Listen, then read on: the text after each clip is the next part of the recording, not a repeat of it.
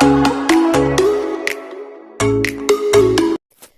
everyone, I am Shelby and welcome to my channel Shemer. Now we are going to talk about what inspires me, and this is currently all our books that we have. I want to get more. I am really inspired by books, looking a little bit online to get ideas. I really love going to the library. You can actually get really good books that are really expensive. Usually online, that's where I got all my art books, and I bought 5 for $5, really expensive ones. Here I am at the library sketching a dinosaur. I love going to the library to get, inspiration from books, also to look at books that I am interested in, but I don't have to buy them, so I know what books I want to get. My warm-up did not turn out how I wanted it to. That is okay. I am just doing a warm-up, which, means you are getting, your handwork, your mind going to comprehend from what you're looking at onto paper, and this helps me tremendously doing sketches. I've been doing sketches in colored pencils. I pick a color that I normally don't draw with, or that I do, just whatever color that I have it drawn with, and I throw a sketch into my sketchbook. Now I did 2 full pages of dinosaurs, and I really love how they turned out. Now, I honestly have anxiety doing stuff in public because when I was in school, people would criticize my art, and they would take my sketchbook without permission and go through it. And when you have a rough sketch of a person, people assume horrible things and they judge you. And that's why when people ask me to look through my sketchbook, I appreciate that a lot, and I let them go through it. But, I still have a bit of anxiety with that. So there were people walking around me. Some of them were really curious. They would look over, which is fine.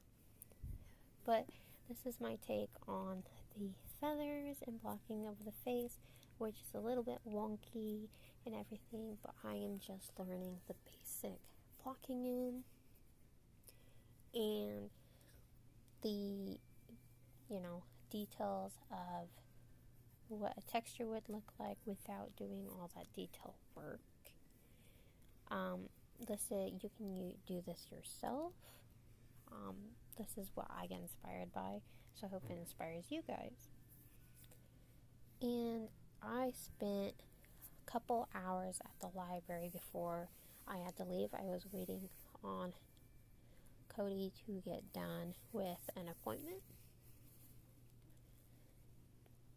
which, this gives me time. I love going to the library. I at least go once or twice a month. Here is also another dinosaur that I am doing, and I absolutely love how this dinosaur turned out. It turned out way better than my first one, which is great. I absolutely love keeping up with the fossils and findings, documentaries, reading up, news about them. And here I am. There's tons of details on dinosaurs that you normally, they're not exactly what a dinosaur looks like. This is what people think they look like, or closest they can look like. So I'm just using the picture to draw like heads or feet or tails or whatever part to get practice. I did the evolution on wings in my sketchbook. So whenever I do my sketchbook tour, when I get this one finished, it's about finished actually, I'm going to show you exactly those wings and more pages of dinosaurs that I've been doing.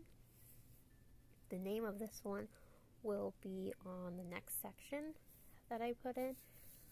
And all these little lines of the face, like I never knew a dinosaur, could look like this. Like if you look at a reptile, they have lots of folds and just lots of different, textures, and different parts of the body have different textures and diversity of different scales or shadows or patterns. So I was trying to mimic this a bit with this, and I'm going to do the lining work thicker, and I'm just going in and shading more and doing more detail work. I am also indicating the different sections of it as well. Now I noticed on plant eaters, I don't know if you have ever noticed them, but their eyes are usually smaller and their sight isn't very good. So the theory is that they don't have good eyesight and their brains aren't too big. But these guys could actually make noise through the crest on their head, is what they're saying, because they mimicked it, and it sounds amazing. So I suggest you guys to look that up, and it sounds really cool. That's probably the closest sound you could probably ever hear of a dinosaur. I don't think it's this exact dinosaur, but I know it's one that's probably related to it in some way, or it's a different family, but it has like a similar crest. Here I am drawing its foot. I am blocking it in. Honestly, you wouldn't think there was a bunch of detail on their feet, but there is. And these are just roughly of what they look like from when they lived. I also love doing this because it helps with memory. It helps with making creature designs that I started a playlist for. I haven't done it in a minute, but I have a couple videos up on a playlist for you guys. I also want to draw dragons and stuff, so this really helps with like memories of it. And also, if I need to look back, I can look back in my sketchbook. Now, here is a dinosaur. This guy has huge eyes, and I draw this one because of how diverse its face is. And it has a sharper bit of a beak on it, and then others it doesn't.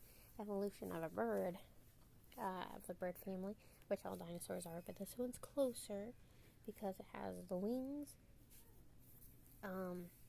It's still, I love the feathering on it.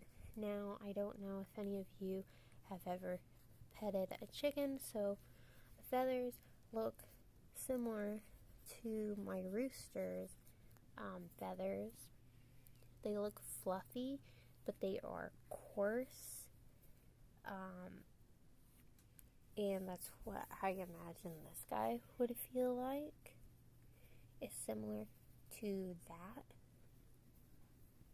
Here I am just adding where the beak is and adding in the folds. Its eye as well, and the folds around the eye, adding the details around the eye. Like, honestly, the detailing with the sketches, like, there's just so much of it. And I'm putting their tongues in so their tongues would stick out whenever they make sounds. If you ever seen a bird make a sound, they stick their tongue out whenever they make sounds, or holler, or crow, or bellow.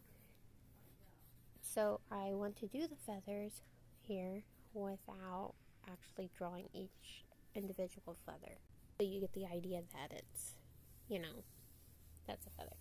Now I'm blocking in the face, and I want to show that the face part is where there's no feathers, so I did like the rough drawing of where it ends from the face.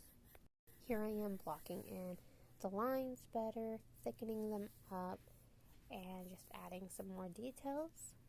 So I'm going to let you guys watch the rest of this and enjoy this part.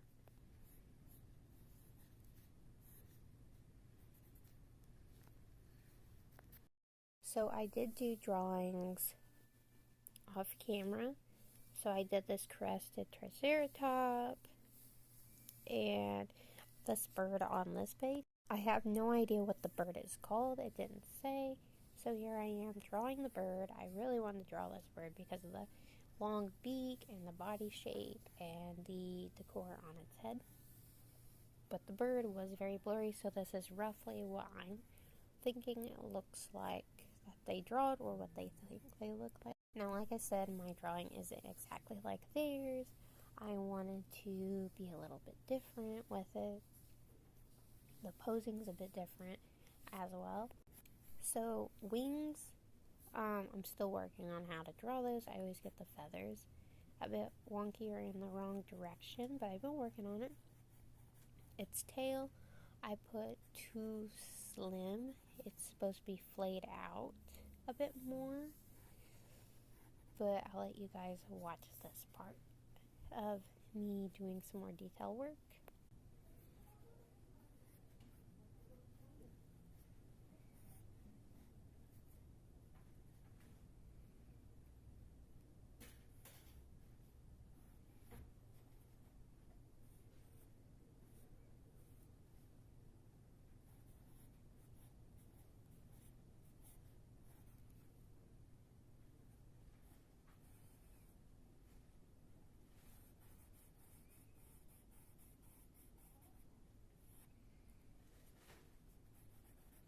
Now I am going to show you what my sketches look like at the end and what I worked on as well. I did 2 pages of these, and I hope you guys really enjoyed joining me. If you drawed, let me know, and I will see you guys in my next video. Bye!